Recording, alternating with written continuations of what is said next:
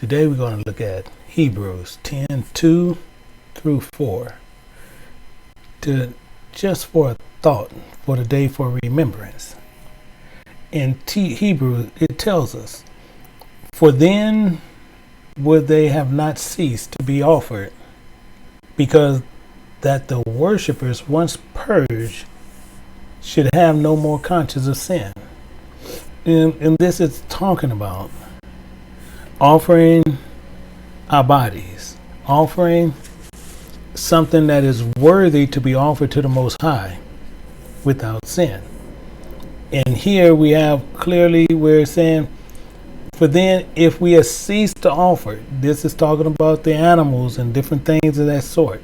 If we would have stopped doing that, then we should have once purged that to where we should have no more conscience of those sins. Because what we kept doing those same things. And if you look at it, it says, but in those sacrifices, there is a remembrance again made of sin every year. This is what we did. We continue to do the same thing time and time and time again and sinning for the same thing, but then we'll offer a sacrifice and then we'll have a remembrance of that sin and do it again. Because why? Because we're going to offer again what is required for sin. He wants something that is sinless. And as he says, it is not possible for the blood of bulls and of goats should take away sin. What is this saying? We was using animals to thinking that it was take away the sin that it was doing. So we doing no different than even with Job, because Job was doing the same thing. And it says, and he had sons that went and feasted in their houses, every one his day, and sent and called for their 3 sisters to eat and drink with them. And what was they doing? They were doing the same identical thing. Meaning what?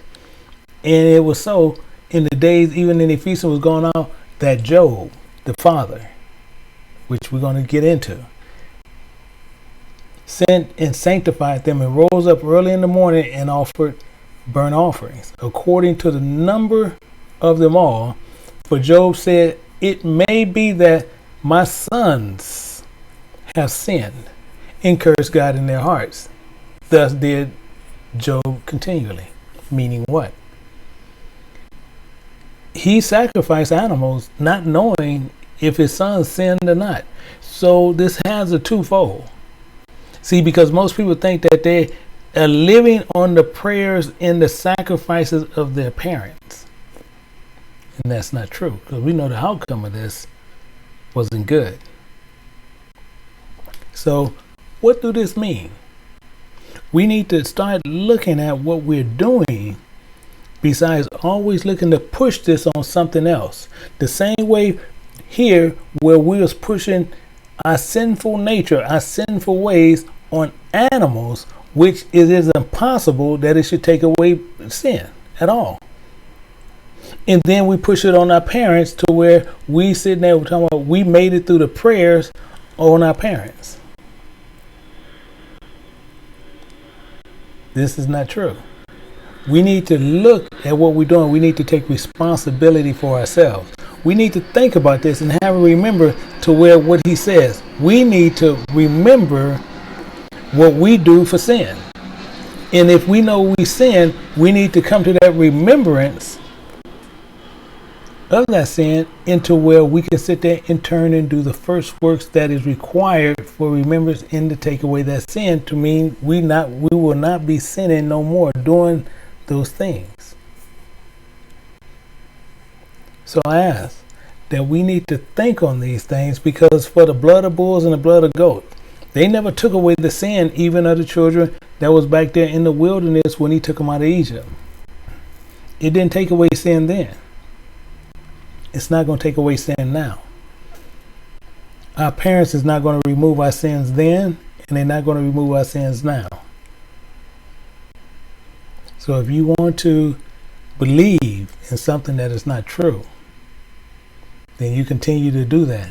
But at the end, you will be judged out of those books.